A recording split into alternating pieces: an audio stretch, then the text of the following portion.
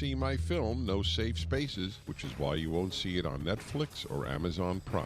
But now you can watch No Safe Spaces for a limited time at nosafespaces.com. It's time to fight back and protect freedom in America. See No Safe Spaces. It is a great film starring me and Adam Carolla. Go to nosafespaces.com. Listen to AM 560, The Answer, online at 560theanswer.com, on the AM 560 mobile app, on your Alexa-powered smart speaker, on TuneIn, iHeart, and radio.com. 7:37. Let's get an update on the roads in the Team Hochberg Traffic Center and Jim Talamonte. In downtown Chicago, Lower Wacker is once again closed this morning between Harrison and Randolph as workers pump flood water out of the sub-basements at Willis Tower. This will likely keep Lower Wacker closed there for several days. In Plainfield, some roads have reopened, but Naperville Road is still flooded between 127th and 135th. Most of Orland Park's closures remain in place, though some roads have reopened in Grays Lake. Looking at traffic on the Kennedy inbound, it's tight Ohio to the Burn Circle, 21 minutes, O'Hare to downtown. Inbound Eisenhower, there's a 2-minute delay, Ogden to the Circle. Inbound Stevenson delays are Demon to the right. It's 33 minutes, 3:55 to the drive. That's traffic. I'm Jim Talamonte on AM 560, The Answer. Chicago's Morning Answer continues next. Your official Chicagoland weather forecast from the 1 Hour Heating and Air Conditioning Weather Center. Cloudy, windy, maybe a shower, high 62. Cloudy, breezy overnight, low 53. Currently 52 at O'Hare. Next news at 8. Breaking news as it happens. Chicago's Morning Answer with Dan and Amy continues next on AM 560, The Answer. This hourly segment is brought to you by Unlock Your Wealth with host Raj Shah. Sunday mornings at 7 on AM 560, The Answer. Only the biggest stories, only the biggest guests, and only the biggest opinions. This is AM 560, The Answer. Top of the morning, Dan and Amy. Werner Wilhelm, the mayor of New York City, this guy is really something. No one has been more over the top in constricting religious liberty, with verve, than Bill de Blasio, a.k.a. Werner Wilhelm. Tweeting out earlier today, the NYPD shut down a yeshiva conducting classes with as many as 70 children. I can't stress how dangerous this is for our young people. We're issuing a cease and desist order, and we'll make sure we keep our communities and our kids safe, because the Jewish families and the operators of that school, teachers of those classes, they're not interested in that, I see. Seth Mandel tweeting out in response, one day it'll be legal again to study the Torah in New York City. Today's just not that day. That's my parenthetical addition. But, okay. But, his sarcasm is noted. This is a guy who said, shut your synagogues down now, or we'll shut them down permanently. Yep. And courts around the country have decided cases of challenges on behalf of religious liberty in all directions. Federal district courts in California and New Mexico have rejected challenges and ruled that some of the bans on worship services are constitutional. Federal courts in Kansas and Kentucky have gone the other way, say the bans do violate the First Amendment. And the Sixth Court, as we mentioned yesterday, over the weekend agreed, holding that Kentucky's ban on church services violates the Free Exercise Clause. You even had a county judge in Oregon suggest that churches have suffered irreparable damage, irreparable harm from the emergency orders in place by the Dem Socialist governor there, and overturned the restrictions on religious gatherings there, but sort of under a nuanced holding that pointed out that the governor's emergency order had expired. She needs legislative approval to extend it, and so for now, religious services can go forward in Oregon. So as I said, mixed bag.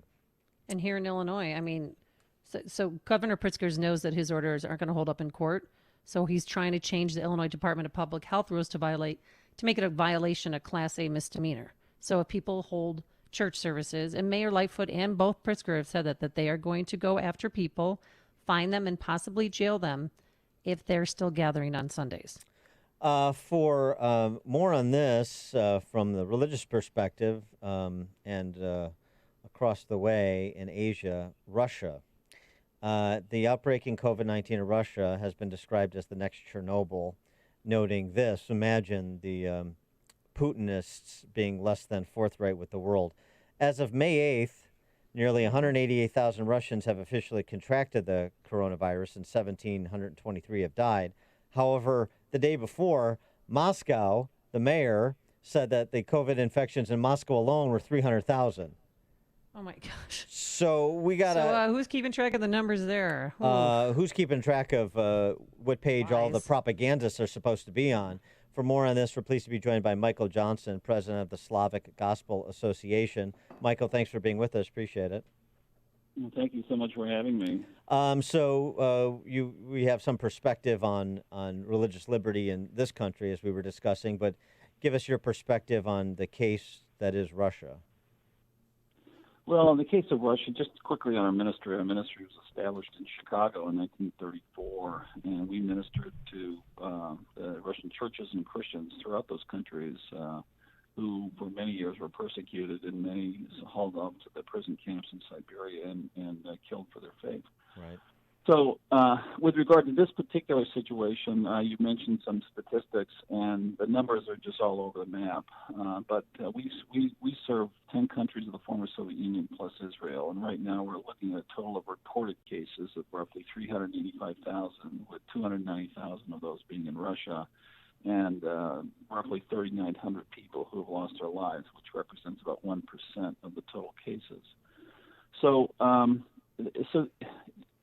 the situation in there, with regard to the Christians, we serve the churches in those countries, and we're connected to a network of roughly 6,350 evangelical churches in those countries, and every one of those churches are doing everything they can to try to meet both the physical and the spiritual needs of the people in their nations, in many of the cities, towns, and villages. What's the sense of the underreporting, though, that is occurring? Scale of it? Well, the underreporting, you mentioned Chernobyl, and certainly when the Chernobyl nuclear disaster took place in 1986, there was certainly there were attempts to withhold information about what was really going on. And I think that there's some level of skepticism about the numbers that are being reported in many of those countries. We saw certain situations in Belarus where that was the case, and but where the people that we're working with, these are the people who are in fact on the ground throughout those countries who are trying to deal with the people who have been infected by it.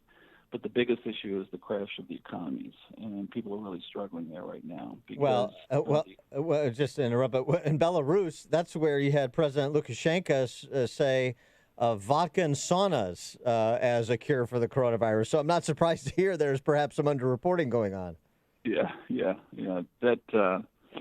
We've been following that, and that's an unfortunate set of circumstances. But we're getting a number of reports of individuals who have, in fact, been affected by the virus, and in certain cases, people have lost their lives.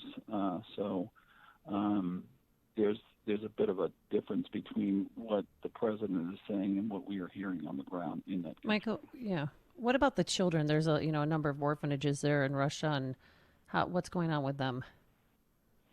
Well, the challenge with the orphanages, we essentially equip the evangelical churches to meet physical and spiritual needs of the people in those communities. So we have many workers working on an ongoing basis in those state-run orphanages.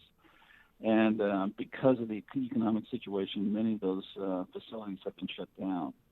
And a significant percentage of the children who are living and growing up in those orphanages are so-called social orphans, and those are kids that were taken out of their homes because of dysfunction, alcoholism, and violence in the home.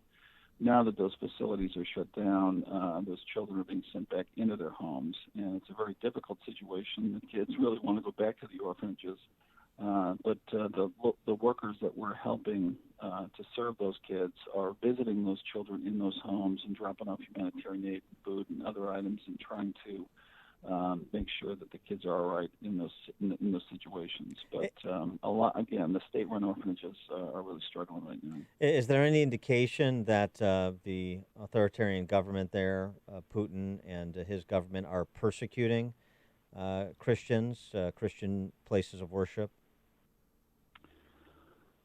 There's been some level of growth in that. There's been some level of harassment and fines that have been imposed on churches for a variety of reasons. And I think that as time goes on, that will continue to grow. Certainly in the Central Asian countries, they're heavily Muslim-dominated. We're seeing a lot of that. But in this situation, the churches are, for the most part, they're pretty much free to go into their areas and identify the people who are really struggling, who need help, and then provide some aid to them in their time of distress. But so it's a matter of they're sort of just being left to their own devices, whether it's the state-run orphanages or the churches. There's no help from government coming for these individuals, so the church is trying to fill the role as best. Churches are trying to fill the roles as best they can. Absolutely. Yeah, the help from the government has been diminished because of the crash of the economy. And as you know, in Russia, the primary source of revenue is fossil fuels, and with the crash of the oil prices, it's been a real struggle in Russia as well as their surrounding countries.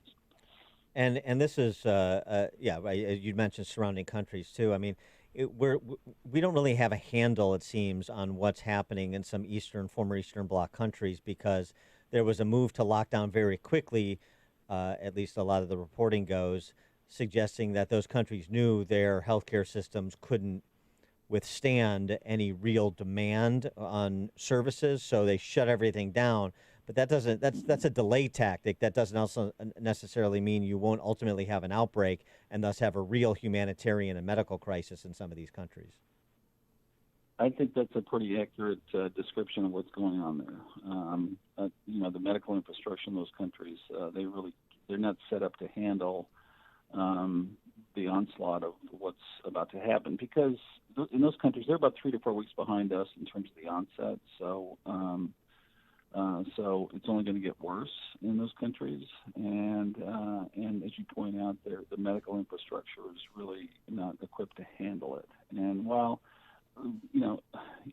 385,000 cases across the 10 countries, including Israel, is not a huge number, when you're looking at 290,000 cases in Russia, they're just not equipped to handle it. So it's a bit of a struggle right now, and there's people are sitting in ambulances for at least a couple of days before they can get in to be treated in certain areas. So between that and the economy, it's just going to continue to get worse. And that's why Michael Johnson and the Slavic Gospel Association have launched their Christ Over COVID, Much Prayer, Much Power campaign, global campaign, calling for American Christians to pray, and we certainly will. Michael Johnson, president of the Slavic Gospel Association, thanks so much for joining us. Appreciate it. Thank you very much for having me. Thanks. Good luck. And he joined us on our turnkey.pro answer line. The stories you need to know to start your day. This is Chicago's Morning Answer on AM 560, The Answer. Famous conservative quotes, presented by Automated Systems. Here's a Winston Churchill quote that rings truer than ever. There is nothing government can give you that it hasn't taken from you in the first place. That pretty much sums up the case for smaller government. Manufacturing companies, I encourage you to call my friend Laz Kulchar from Automated Systems. Automated Systems is a software and systems integration company that specializes in companies that are required to meet FDA compliance requirements. Automated Systems will create a custom solution for your business that will make your production lines, facilities, and plants run more efficiently. Imagine less downtime, more speed, and fewer rejects. From Fortune 500 to startup, ASI delivers solutions for your toughest automation challenges. For information, I encourage you to talk to Laz at Automated Systems. Call 844-HIRE-ASI.